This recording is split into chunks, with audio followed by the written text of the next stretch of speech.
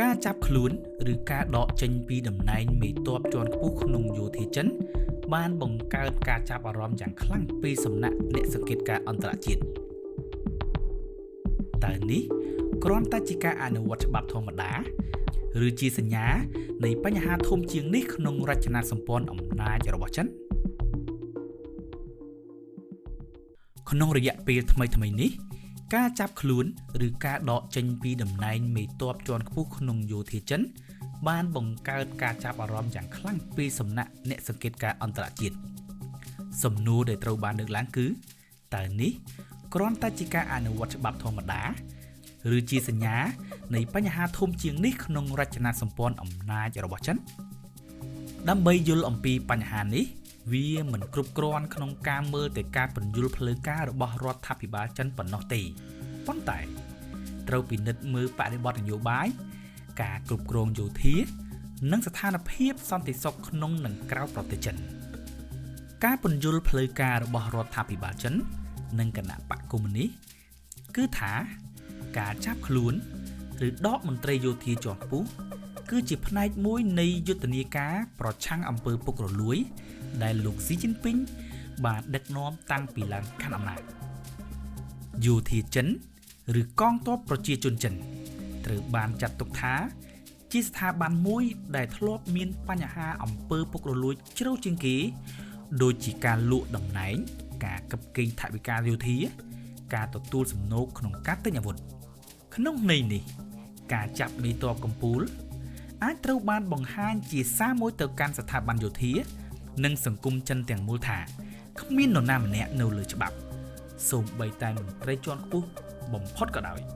ប៉ុន្តែសម្រាប់អ្នកវិភាគជាច្រើននេះគ្រាន់តែជាផ្នែកមួយនៃរឿងប៉ុណ្ណោះមិនមែនជាមូលហេតុទាំងមូលឡើយក្នុងប្រព័ន្ធយោធាចិនមានគោលការណ៍មូលដ្ឋានមួយគឺគណៈបកបញ្ជាយោធាមិនមែនយោធាបញ្ជាគណៈបកនោះទេ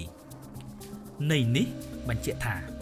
មេដឹកនាំកំពូលត្រូវតែគ្រប់គ្រងយោធាឲ្យបានជាដាច់ខាតដើម្បីធានាស្ថិរភាពអំណាចរដ្ឋក្នុងបរិបទនេះការចាប់ឬដកមេទ័ពកំពូលអាចបង្ហាញពីការព្រួយបារម្ភរបស់មេដឹកនាំចំពោះសេចក្តីស្មោះត្រង់នៃមន្ត្រីយោធាបណ្ដាញអំណាចផ្ទៃក្នុងយោធានិងឥទ្ធិពលក្រុមឬបុគ្គលដែលមិនស្ថិតក្រោមការគ្រប់គ្រងពេញលេញសម្រាប់មេដឹកនាំចិនការគ្រប់គ្រងយោធាមិនត្រឹមតែជាបញ្ហាបច្ចេកទេសយោធាប៉ុណ្ណោះទេប៉ុន្តែបញ្ហាគ្រប់គ្រងអំណាចរដ្ឋនិងការរក្សាស្ថិរភាពនយោបាយក្នុងស្រុកការចាប់ខ្លួនមេទ័ពកំពូលកើតឡើងនៅចំពេលដែលចិនកំពុងពង្រឹងសមត្ថភាពយោធាយ៉ាងឆាប់រហ័សបង្កើនសម្ពាធលើកោះតៃវ៉ាន់និងប្រឈមនឹងការប្រកួតប្រជែងយុទ្ធសាស្ត្រជាមួយសហរដ្ឋអាមេរិកអ្នកវិភាគខ្លះលើកឡើងថាការដកឬចាប់ខ្លួនមេបញ្ជាការជាន់ខ្ពស់អាចបង្ហាញពីភាពមិនពេញចិត្តរបស់មេដឹកនាំចំពោះសមត្ថភាពដឹកនាំយោធាវាក៏អាចជាសញ្ញានៃការព្រួយបារម្ភថាការត្រៀមខ្លួនសម្រាប់ប្រតិបត្តិការយោធាពិតប្រាកដនៅតែមានចន្លោះប្រហោងក្នុងន័យនេះការចាប់ខ្លួនមិនមែនត្រឹមជាការផ្ដន់ទាទោសបុគ្គលប៉ុណ្ណោះទេប៉ុន្តែវាជាវិធានសម្អាតផ្ទះមុនពេលធ្វើកំណែទម្រង់ឬការរៀបចំយោធាឡើងវិញក្នុងបរិបទសន្តិសុខដែលកាន់តែតានតឹងបើទោះបីចិនបង្ហាញរូបភាពថាមានស្ថិរភាពនយោបាយខ្លាំងក៏ដោយការចាប់ឬការដកមេទ័ពកំពូលជាបន្តបន្ទាប់អាចបង្ហាញពីបញ្ហាខាងក្នុងមួយចំនួនដូចជាការប្រកួតប្រជែងអំណាចក្នុងប្រព័ន្ធភាពមិនទុកចិត្តរវាងមេដឹកនាំនយោបាយនិងយោធានិងការភ័យខ្លាចចំពោះការប្រែប្រួលនយោបាយនៅពេលអនាគតប្រវត្តិសាស្ត្រចិនបានបង្ហាញថាមេដឹកនាំណាដែលមិនអាចគ្រប់គ្រងយោធាបានរឹងមាំតែងតែប្រឈមនឹងហានិភ័យនយោបាយខ្ពស់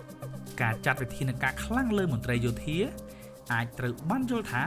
ជាវិធីការពារមិនមែនត្រឹមការដាក់ទោសដោយសរុបមកការចាប់ឬដកមេទ័ពកំពូលរបស់ចិនមិនមែនជាបញ្ហាបុគ្គលឬករណីឯកជនឡើយវាជាបញ្ហារចនាសម្ព័ន្ធអំណាចដែលបង្ហាញពីការបញ្ចូលគ្នារវាងយុទ្ធនាការប្រឆាំងអំពើពុករលួយការពង្រឹងអំណាចមេដឹកនាំកំពូលការព្រួយបារម្ភអំពីសមត្ថភាពនិងការត្រៀមខ្លួនយោធានិងភាពមិនច្បាស់លាស់នៃនយោបាយក្នុងស្រុកសម្រាប់អ្នកសង្កេតការណ៍អន្តរជាតិបញ្ហានេះជាសញ្ញាមួយដែលបង្ហាញថា បើទោះបីចិនកំពុងคล้ายជាមហាអំណាចក៏ដោយក៏វានៅតែប្រឈមនឹងបញ្ហាខាងក្នុងជ្រៅដែលអាចប៉ះពាល់ដល់សន្តិសុខតំបន់និងស្ថិរភាពពិភពលោកក្នុងរយៈពេលវែង។